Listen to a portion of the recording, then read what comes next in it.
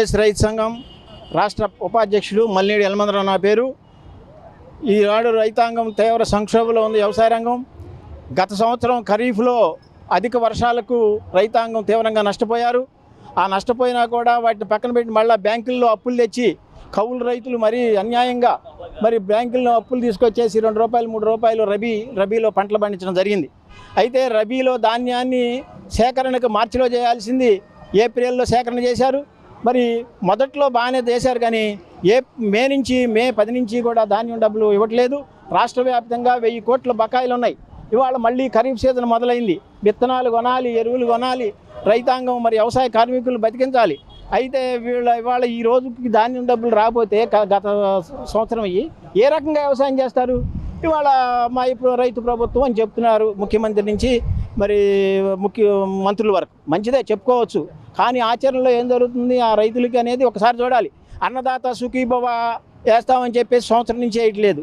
ఆ రోజు ఎన్నికలకు ముందు సూపర్ 6లో భాగంగా అన్నదాత సుఖీభవ 20,000 ఇస్తామని చెప్పారు. ఒక సంవత్సరం ఎగనాం పెట్టారు. ఇప్పుడైనా వేస్తారంటే ఇదిగో రేపు అదిగో మాపు అంటున్నారు.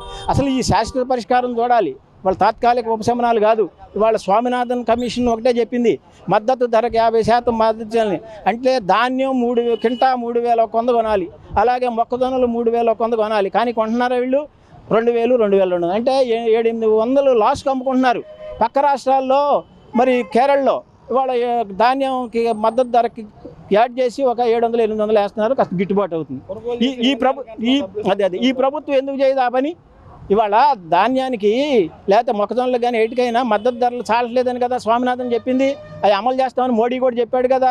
ఆయనేమో అవి చేయకుండా ఆనాడు చెప్పి మోడీ గారు ఆ రోజు నేను వస్తే వాళ్ళు చేయలేదు, నేను స్వామినాథన్ సిఫార్సులు అమలు చేస్తానని చెప్పేసి అది మేనిఫెస్టోలో కూడా పెట్టాడు. అది ఈనాటికి అమలు జరుగుతుంది. 11 ఏళ్ళు అవుతున్నా. పైగా 6,000 ఇస్తున్నాడు. 6,000 ఇస్తానని చెప్పారు ముందు. ఇది PM కిసాన్ సన్మాన్ ఇది 6,000 ఇస్తున్నాడు.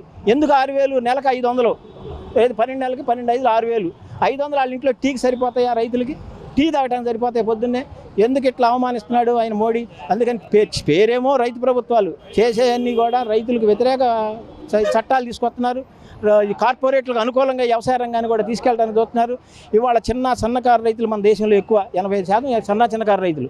వాళ్ళని చూడాలి. వాళ్ళు చూడకపోతే రేపు ఏమవుద్ది? ఈ దేశం ప్రధానమైన రంగం అది. రాష్ట్రంలోని కేంద్రంలో రాష్ట్రం అన్నింటిలో కూడా ప్రధానమైన ఈ రంగాన్ని లాభసాటిగా చేయాలంటే ఒక శాశ్వత పరిష్కారం కనుగొనాలి. ఆ శాశ్వత పరిష్కారం ఏంటంటే ఒక్కసారి బ్యాంకు రుణాలన్నీ కూడా రైతాంగం అన్ని రకాల రుణాలు రద్దు చేయాలి. అలాగే స్వామినాథన్ సిఫార్సు చెప్పిన C2+50 ప్రకారం మద్దతు ధరలు నిర్ణయించి వాళ్ళని అమలు చేయమనండి. రైతాంగానికి అప్పులు కావు, రైతాంగం ఆత్మహత్యలు చేసుకోరు, వ్యవసాయ సంక్షోభం నుంచి గట్టెక్కుద్ది. కాబట్టి వాళ్ళ కార్పొరేట్లకు అంబానీలకు అమ్ముడు పోయాడు మోడీ. వాళ్ళ శ్రేయస్సు చూస్తున్నాడు, కానీ మాటలే మాకు చెబుతున్నాడు. వాళ్ళ కడుపులు నింపుతున్నాడు. ఇవాళ 16 లక్షల కోట్లు అప్పులు రద్దు చేశారు. రైతాంగాన్ని చేయమంటే ఎందుకు చేయరు? రైతు దేశానికి అన్నం పెట్టే రైతుకి ఎందుకు చేయరు? చేయాలి, కానీ వాళ్ళకి మనసు రావట్లేదు. మనసు పెడితే మార్గం దొరుకుతుంది. ఇది చేసే వరకు కూడా ఆల్ ఇండియాలో ఉన్నట్టు 500 సంఘాలు సంయుక్త కిసాన్ మోర్చాగా ఏర్పడి వాళ్ళ ఉద్యమం చేస్తూ ఉన్నాయి. ఈ మోడీ మెడలు వంచడానికి ఈ రాష్ట్ర ప్రభుత్వాలు రైతు వ్యతిరేక విధానాలకు వ్యతిరేకంగా పోరాడటానికి సిద్ధంగా ఉన్నారు.